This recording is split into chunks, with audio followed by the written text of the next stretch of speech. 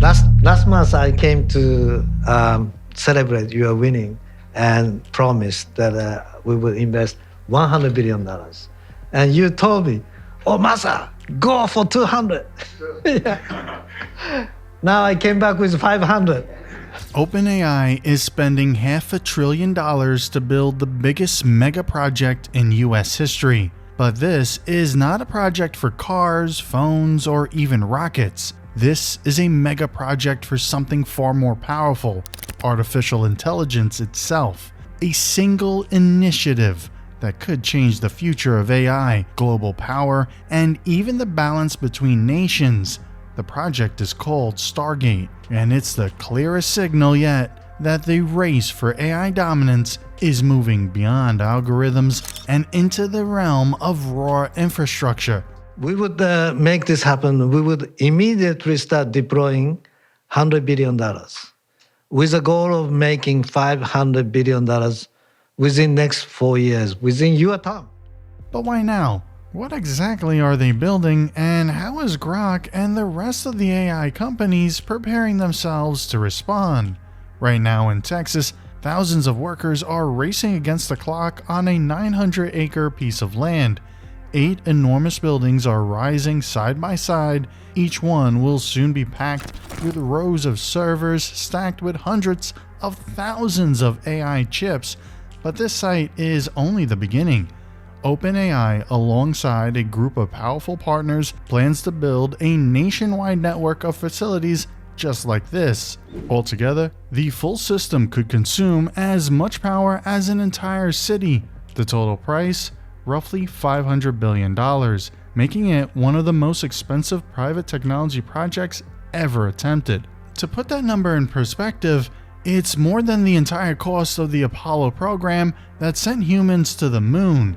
It's nearly half of what the US federal government collects in income taxes each year. But this is not just about money. The project, known as Stargate, is designed to give OpenAI and the United States an enormous lead in AI development. And in a world where AI capabilities are advancing faster than anyone predicted, that lead might matter more than ever. As the US builds Stargate, other countries, especially China, are responding with their own plans, pouring billions into AI infrastructure. Despite the name, Stargate is not a single building. It's not a traditional factory at all. It's a network of massive data center campuses. Each one is designed to generate one thing: computing power. Inside these buildings, hundreds of thousands of specialized chips will train and run advanced AI models. These facilities are not just storage warehouses, they're giant supercomputers with processing power on a scale we've rarely seen. The first of these sites is already under construction in Abilene, Texas. Once complete, it will include 8 data halls, each large enough to hold 50,000 AI chips. Altogether, this single site could end up running around 400,000 processors at full capacity, and that's just phase 1. They're planning to build multiple facilities like this across the United States by 2029. Why go so big so fast? Because every leap in AI capability so far has been matched by a leap in compute. GPT-5 needed tens of thousands of GPUs to reach its current level of performance. Models designed for deeper reasoning, longer memory, richer multimodality, and autonomous operation will need far more. And once they exist, millions of people will be using them every day. Each query to a large model already consumes about 10 times the energy of a standard search. Multiply that across hundreds of millions of daily users, and the bottleneck is no longer clever code, but the physical supply of chips, power, and cooling. OpenAI's leadership saw that renting from Microsoft's cloud or scraping the open market for GPUs was not sustainable. They needed a dedicated industrial-scale backbone built for AI from the ground up. That's why Stargate is engineered for sheer capacity. The Texas site alone will draw 1.2 gigawatts of power, enough electricity for more than 1 million homes. Substations, transmission lines, and on-site natural gas plants are being built to ensure uninterrupted supply. Closed-loop cooling allows a complex to recycle water rather than draining local supplies. Thousands of skilled workers are on site around the clock, racing to finish the first phase by mid-2026. When complete, OpenAI will have a computing platform large enough to train and deploy models beyond the reach of any competitor today. And the competitors are formidable. Microsoft, OpenAI's main partner and investor, is pouring tens of billions into Acer data centers built for AI workloads and is rumored to be co-designing chips to rival NVIDIA. Google's DeepMind is training its Gemini family on enormous clusters in Iowa, Oregon, and Europe, and is rumored to be preparing a Gemini Ultra model designed to leapfrog GPT-5. Meta is stacking hundreds of thousands of GPUs to power its Llama models and dominate the open source ecosystem.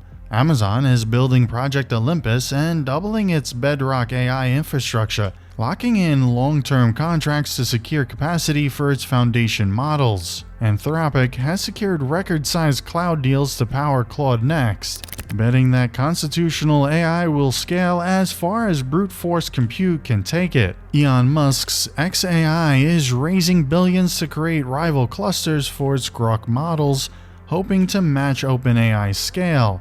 And in China, Baidu, Tencent, and Alibaba, backed by state funding, are building national AI supercomputers in Beijing, Shenzhen, and other tech hubs. In the new AI economy, compute capacity has become the equivalent of oil reserves. Whoever controls it controls the pace of progress. OpenAI's answer is to assemble partners who can deliver scale and speed simultaneously. SoftBank acts as the financial engine, Oracle as the infrastructure integrator, and MGX, a new OpenAI entity, manages the campus's day-to-day. This frees OpenAI from depending solely on Microsoft while keeping Microsoft in the loop through first refusal rights on workloads.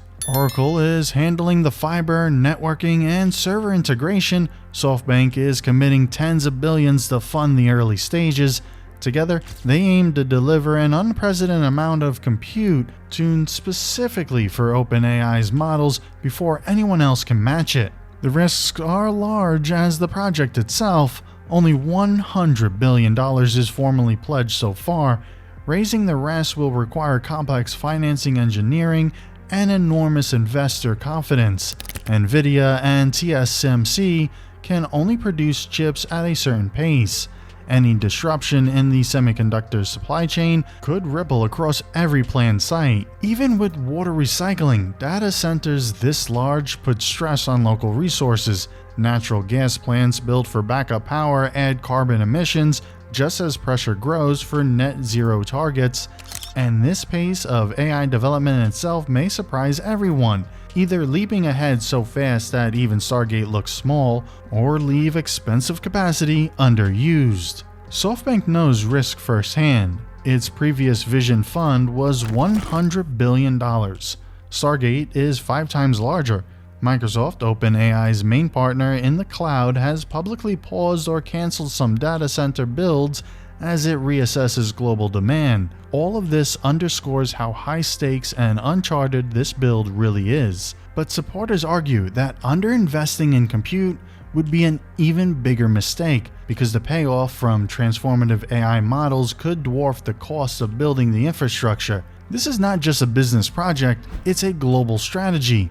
This is not just about training the next chatbot. The Pentagon, intelligence agencies, biotech firms, and global corporations all stand to use systems that emerge from Stargate-scale compute. In Washington, policymakers increasingly talk about AI compute as a strategic resource. With China accelerating its own builds and attracting half of the world's AI researchers, the US is trying to lock in an advantage that can't be copied overnight.